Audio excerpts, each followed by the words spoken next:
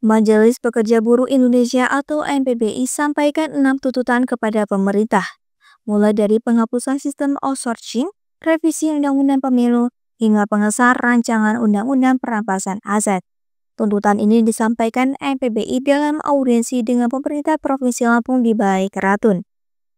Dalam audiensi yang digelar di Ruang Sungkai Balai Keratun, Kantor Pemerintah Provinsi Lampung Kamis 28 Agustus 2025, Majelis Pekerja Buruh Indonesia atau MPBI menyampaikan sejumlah aspirasi terkait ketenaga kerjaan.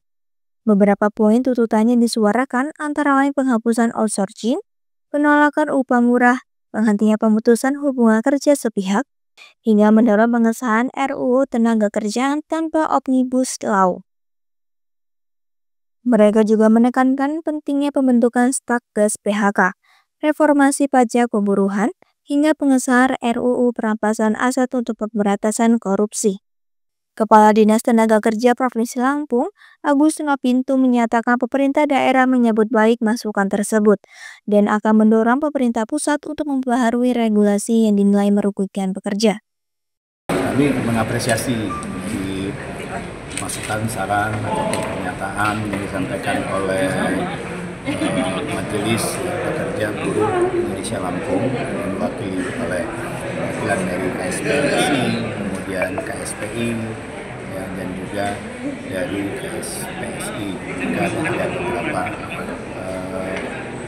katakanlah kelompok di dalam penyampaian dari serikat-serikat pekerja ini.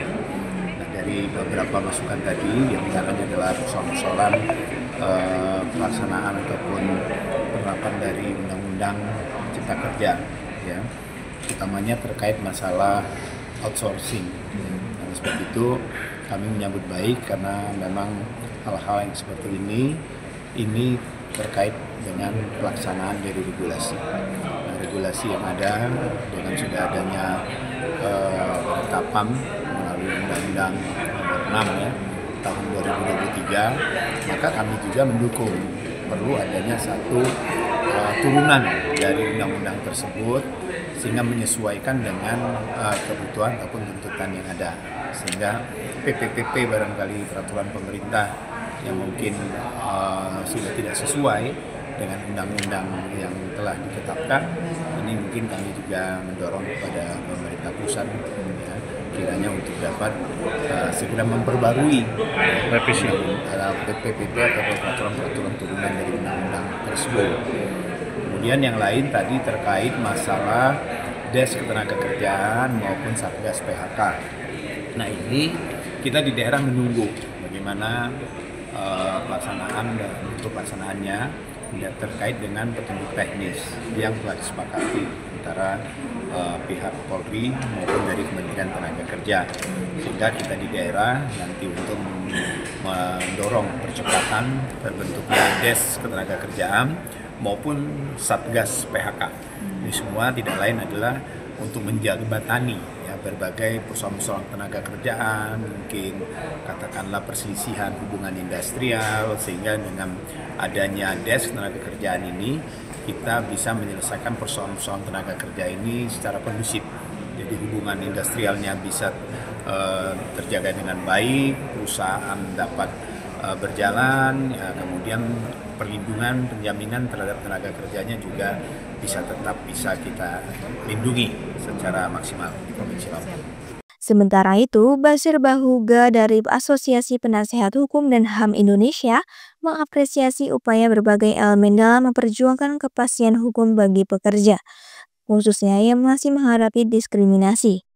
Jadi, saya sangat mengapresiasi Kapolri Jenderal Listio Sigit Prabowo, artinya merespon ini agar saluran ketenagakerjaan ini kan untuk mempunyai kepastian hukum bagi tenaga kerja itu ketika dia mengalami hal-hal yang sifatnya tidak ada diskriminasi.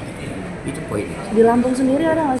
Audiensi ditutup dengan penyerahan dokumen pernyataan sikap MPBI kepada pemerintah Provinsi Lampung yang diterima oleh staf ahli gubernur di bidang pemerintahan. Dengan audiensi ini diharapkan lahir solusi konstruktif bagi kesejahteraan buruh sekaligus keberlangsungan dunia usaha di Lampung. Dari Bandar Lampung, Wandi Irawan Mitra TV melaporkan.